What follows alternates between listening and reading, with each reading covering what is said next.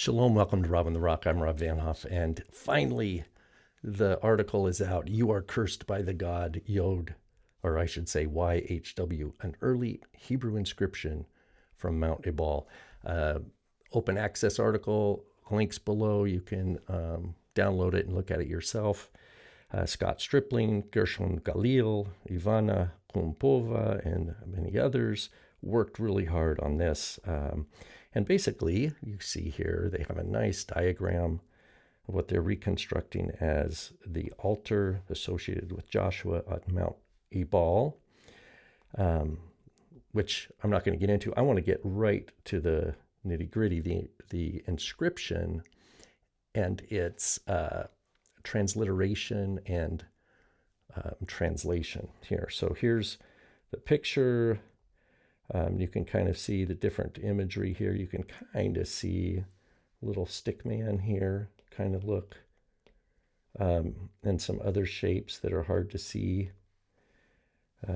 But again, download the article and you can zoom in on your own computer, change the lighting and everything and have a look. I want to get right to the nitty gritty, which is the Gershon Galil's quote, reconstruction here. So he manages to extract what I think is a complete mess here, highly speculative, and he then goes through the alphabet as he discerns. So the main letters he discerns here are Aleph, right? Here's our Aleph, and he gives all the 9 examples, the Hey, and the examples. Although, like, for instance, this little guy has only one leg for some reason, whereas all these others kind of look like full stick men. And then some have a blockhead, or like a solid, and then some have a circle. So there's a lot of variance here, but nevertheless, we're to trust him and say that's the Hey. We have a Vav. Notice the Vav looks like a stick with a circle. Sometimes a circle, sometimes a diamond, sometimes looks something like an axe or a flag. But we're supposed to think, okay, we accept all these as Vavs. But then we look at the Resh. Notice, for example, these are supposed to be Reshes, where this is supposed to be a Vav. So I think there's some interesting interpretive. Oops, I just wanted to erase all that. And we'll see where that matters. We see a Yod reconstructed here. This is here upside down, and then we see this one looks like an F. So this is a Yod, and this is important because this is going to be what Gershon Galil says is these 3 letters create Yod. Sorry, this is our Y, H, W. Right? That's where he's getting the name of Israelites. God is built of those letters. Lamed we'll see here too. We see it oriented this way. Oops, like that. And then also this way. So that's our Lamed. And as we saw, Mem, Resh, and a Tav. And the Tav is important with the Mem because this is going to spell the word Mot Tamut, which dying you shall die. So I'm going to zero right in here, and we'll look at his the Hebrew here that he reconstructs here. Ata. So this is the first word. You, ata, arur, are cursed. Oops, I wanted to erase those. You are cursed. Ata arur, la'el yod he vav. And he's taking this. He's making up this string of letters, but let's just say it could be Leil Yahu if this was one word. You are cursed by Elijah, right? Because this would be Aleph, Lamed, Yod, Hey, Vav, Eliyahu. But that's not his presupposition because, of course, there was no Elijah at the time of this inscription, at least Elijah the Tishbite. Arur, and then it says Tav Mem Tav, which would be in the Bible, they would spell that in full. They would say Tav Mem tamut, like this. Tamut, you will die. And then arur again, arur, and then mem tav, pardon me, mut tamut. This would be mot tamut, dying you will die. And this would be what we call an infinitive absolute, mot. And we should note here that throughout Scripture, we see this spelled fully, where it would be with a vav. Kind of like we have the vav in arur here. How many times here, here? We would expect if we had full spelling, in my opinion, if we had full spelling for arur, why are we do not have full spelling for tamut and mot tamut again? So that's a mystery here. And then again, finally, we have lamed yod he vav, which he says unto, which is a shorthand for the tetragrammaton, to the Lord. Whereas up above we had Lael and then Yod He Vav. Okay, so that's his reconstruction. And let's look at how we get there. And you can judge. I'm going to go to his, here's his reconstruction. Now, there's 3 lines, he argues, right? The yellow line, the green line, and the white line. So this is how you'd have to read this. And it's actually right on here. I'm just going to trace it. So the yellow is the line 1, green line 2, and white is line 3. So you start with A1. So you start here. There's your Aleph, right? Aleph to Tav. So I don't know why you start here, but this is where you start, he says.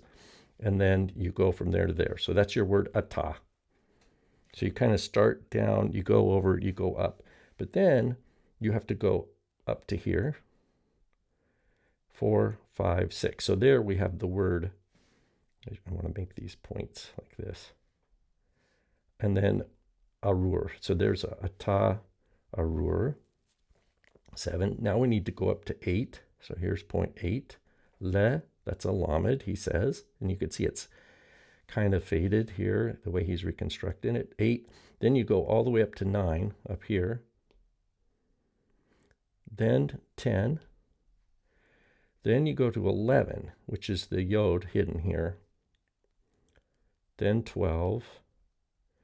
Then 13.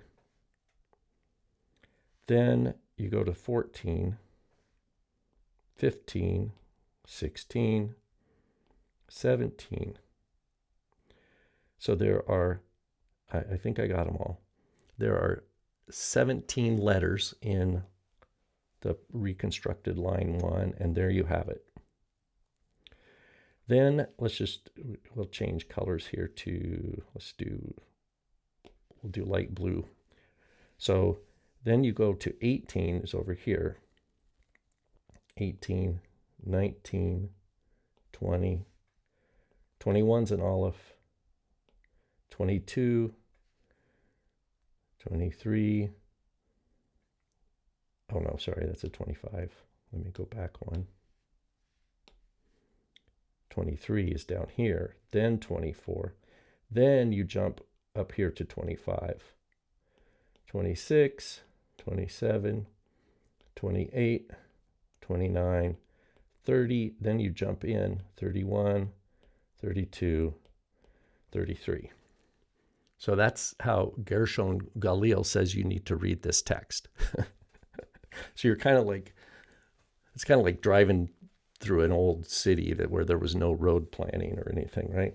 Okay, so then I think, yeah, T33 is the end of line 2. Now we're going to find a final color. We'll use yellow here. So we're going to go, now we jump down to 34. You go to the right one, 35, 36, 37. Now it's a cluster, 37, 38, 39, 40. Hope you're following along. 41, 42. Oh, sorry, I missed that one. 42 is the yod. 43, and we'll look at the names here. 43, I lost 44. Oh no, 44 all the way to here. 44, 45, 46, 47, and then you finish. 48. Congratulations. You've read the message. So that's the roadmap to Professor Galil's reading. So to me, there's two layers of problems here. One is just his supposed transcription here, because remember, he's getting all these images from this. He's discerning this through a computer reading. Yeah, it's so, in my opinion, it's a valiant effort at putting attention on something, that's for sure. And it's a valiant effort to invent meaning, in my view.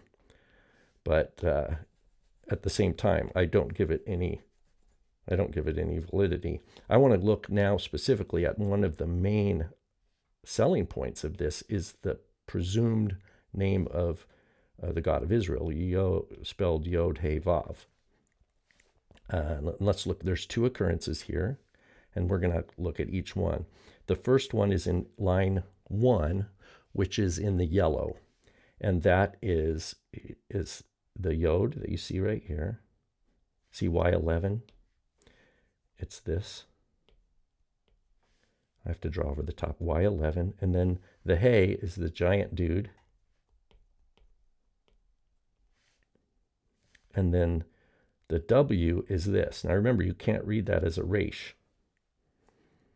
So that's said to be the name Yod He Vav. So it corresponds to Yod He Vav. And you have to read it in that order. Otherwise, of course, you wouldn't get that. And you also have to accept that the Yod is tucked underneath this Tav. So there's two letters that he's able to discern. So the Yod is kind of hidden, and then there's a Tav from the next line written right over the top of it. So that apparently wasn't a conflict. If you wrote the name of the deity, you could also write right over the top of it without a problem. So there's our Yod, presumably here, Hey, and Vav. Okay, that's in line 1. The next one is line 2, or sorry, line 3. It's in the white, and the Yod is right here. That's the Y42. Then the Hey, this guy is much stronger. He's got big fists. There's our Hey, and then but we need a Vav. Oh, guess where it is? It's way over here. So we have two occurrences according to Gershon Galil of partial tetragrammaton.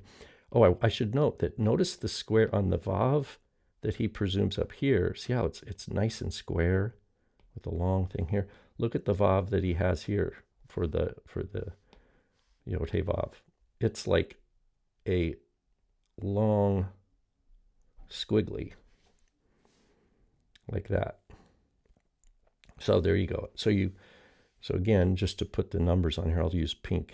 Hopefully that'll be legible.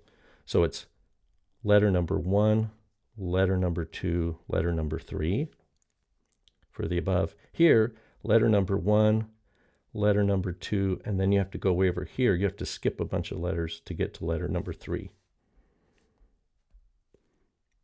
So this is what translating ancient Hebrew looks like these days, I guess. It's kind of like driving through like I was thinking, like an old, kind of reminded me, once I had a car in Israel, I was driving through Nazareth, the city of Nazareth or town, and boy, through some of these back roads, and I got in a pinch where I couldn't go, and I had to back out of a tiny little narrow